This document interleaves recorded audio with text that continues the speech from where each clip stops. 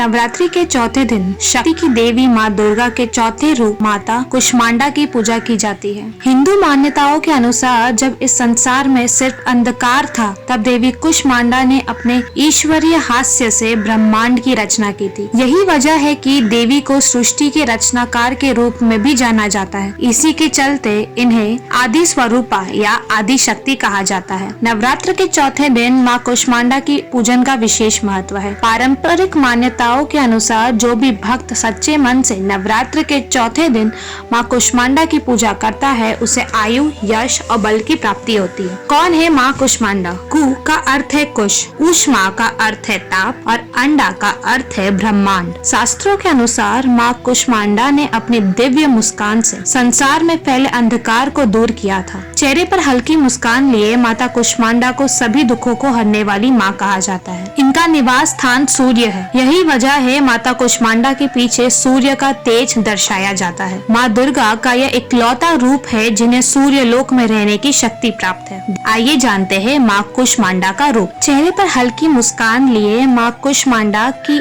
8 भुजाएं हैं, यानी 8 मुख है, इसलिए इन्हें अष्टभुजा भी कहा जाता है। इनके 7 हाथ में क्रमशः कमंडल, धनुष, बाण, कमल पुष्प, कलश, चक्र और गदा है। 8वें हाथ में सभी सिद्धियों और निधियों को देने वाली जप माला है। देवी के हाथ में जो अमृत कलश है, उससे वो अपने भक्तों को दीर्घ आयु और उत्तम स्वास्थ्य का वरदान देती है। माँ कुष्मांडा सिंह की सवारी करती है, जो धर्म का प्रतीक है। आइए सुनते हैं माता की कथा। नवरात्रि के चतुर्थ दिन माँ कुष्मांडा जी की पूजा की जाती है। ये शक्ति का चौथा स्वरूप है, जिन्हें सूर्य के समान तेजस्वी माना गया है। माँ के स्वरूप की व्याख्या कुछ इस प्रकार है। देवी कुष्मांडा व उनकी 8 भुजाएं हमें कर्मयोगी जीवन अपनाकर तेज अर्जित करने की प्रेरणा देती है। उनकी मधुर मुस्कान हमारी जीवनी शक्ति का संवर्धन करते हुए हमें हंसते हुए कठिन से कठिन मार्ग पर चलकर सफलता प्राप्त करने को प्रेरित करती है। एक पौराणिक कथा के अनुसार ऐसा कहा जाता है कि जब सृष्टि का अस्तित्व नहीं था, तब इन्हीं देवी ने ब्रह्मांड की रचना की थी। यही सृष्टि की आदि स्वरूपा आदि शक्ति है। इनका निवास सूर्य मंडल के भीतर के लोक में है। वहाँ निवास कर सकने की क्षमता और शक्ति केवल इन्हीं में है। इनके शरीर की कांति और प्रभा भी सूर्य के समान ही देदीप्यमान है। माँ कुष्मांडा की उपासना से भक्तों के समस्त रोग शोक मिट जाते हैं। इनकी शक्ति से आयु,